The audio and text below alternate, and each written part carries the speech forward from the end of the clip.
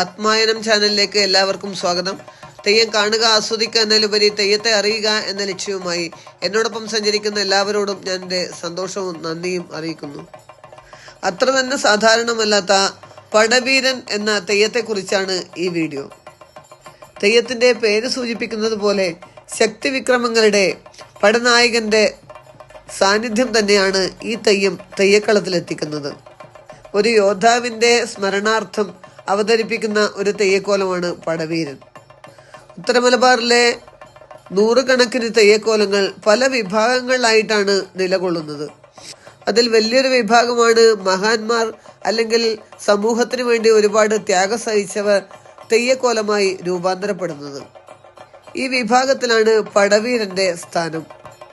അല്ലാതെ രോഗമൂർത്തികളായിട്ട് ഒരുപാട് തെയ്യക്കോലങ്ങളുണ്ട്. വസൂരിമാല പോലുള്ള, ഘണ്ടാകരണം പോലുള്ള ഒരുപാട് തെയ്യക്കോലങ്ങൾ രോഗത്തെ നിവാരണം ചെയ്യാൻ വേണ്ടി സൃഷ്ടിക്കപ്പെട്ട തെയ്യങ്ങളാണ്. ഗുളികൻ പോലുള്ള ബാധാമൂർത്തികൾ, ഉച്ചിട്ടയെ പോലുള്ള സന്താനമൂർത്തികൾ, ഭൈരവനെ പോലുള്ള, പൊട്ടദൈവത്തെ പോലുള്ള മന്ത്രമൂർത്തികൾ, മാന്ത്രിക മൂർത്തികൾ, ഇങ്ങനെ ഒരുപാട് വിഭാഗങ്ങളായിട്ടാണ് തെയ്യങ്ങൾ നിലകൊള്ളുന്നത്. ഓരോ വിഭാഗത്തിലുള്ള തെയ്യങ്ങൾക്കും അതിൻ്റെതായ ധർമ്മങ്ങളുണ്ട്. സമൂഹത്തിൽ നിർവഹിക്കാനുള്ള ഒട്ടനവധി ഉത്തരവാദിത്തങ്ങളുമുണ്ട്. അച്ചന്താട്ട് കൂറുമാടത്തിൽ കോപ്പളാട്ട് കോപ്പള മാണിയമ്മയുടെ മകനായിട്ടാണ് പടവീരൻ ജനിച്ചത്രേ. ഏരുവീട്ടിൽ കുരിക്കനാണ് അവനെ വിദ്യ പഠിപ്പിച്ചത്.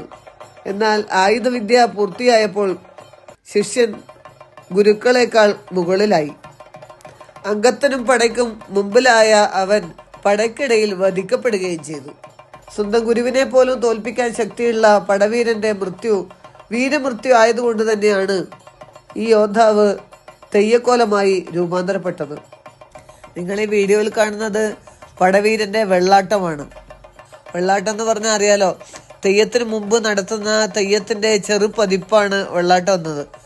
വേഷവിധാനങ്ങളിലും മുടികളിലും എല്ലാം വ്യത്യാസമുണ്ട്. സാധാരണ പടവീരന്റെ മുടി പൂക്കട്ടി മുടിയാണ്. വീരൻ തെയ്യങ്ങൾക്കുള്ള പൂക്കട്ടി മുടിയാണ്. ഇത് വളരെ ചെറിയൊരു മുടിയാണ്. അതുകൊണ്ട് തന്നെ പടവീരന്റെ അഭ്യാസ പ്രകടനങ്ങൾക്കെല്ലാം ധാരാളം സാധ്യതകളുണ്ട് ഈ വേഷപ്പകർച്ചയിൽ. മറ്റു പല തെയ്യങ്ങളും ഈശ്വരന്റെ അവതാര ലക്ഷ്യങ്ങളൊക്കെ പൂർത്തീകരിക്കുമ്പോൾ അല്ലെങ്കിൽ അതൊക്കെ ആടിഫലിപ്പിക്കുമ്പോൾ ഈ ഒരു വീരൻ തെയ്യത്തിന്, പടവീരന് യുദ്ധം തന്നെയാണ് തെയ്യക്കളത്തിലെ പ്രധാന കലാശങ്ങൾ. വാളും പരിചയം തന്നെയാണ് കയ്യിൽ ആയുധമായിട്ടുള്ളതും. നിങ്ങൾ ഈ വീഡിയോയിൽ കാണുന്നുണ്ടാവും എന്തൊക്കെ തരത്തിലുള്ള അഭ്യാസ പ്രകടനങ്ങളാണ് ഇതുപയോഗിച്ച് തെയ്യക്കാരൻ നടത്തുന്നത്. നല്ല മെയ്വഴക്കവും അഭ്യാസ പാഠവുമുള്ള ഒരു കലാകാരന് മാത്രമേ ഈ തെയ്യം ഭംഗിയായി ആടി ഫലിപ്പിക്കാൻ പറ്റൂ. എല്ലാ തരത്തിലുള്ള വടിവുകളും അടവുകളും ചുവടുകളും എല്ലാം തന്നെ ആടി ഫലിപ്പിക്കുന്നത് കാണാൻ അത്യന്തം ഭംഗിയാണ്. തെയ്യം കലാകാരനെ സംബന്ധിച്ചിടത്തോളം ഇതൊരു വലിയ വെല്ലുവിളി തന്നെയാണ്.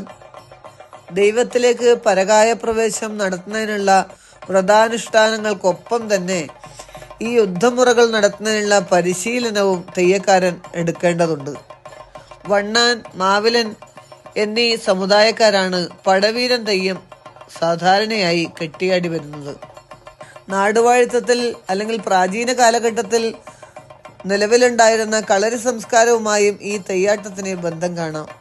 പഴയകാലത്ത് ഓരോ സമുദായത്തിനും പ്രത്യേകമായ കളരി അഭ്യാസ കേന്ദ്രങ്ങൾ ഉണ്ടായിരുന്നല്ലോ.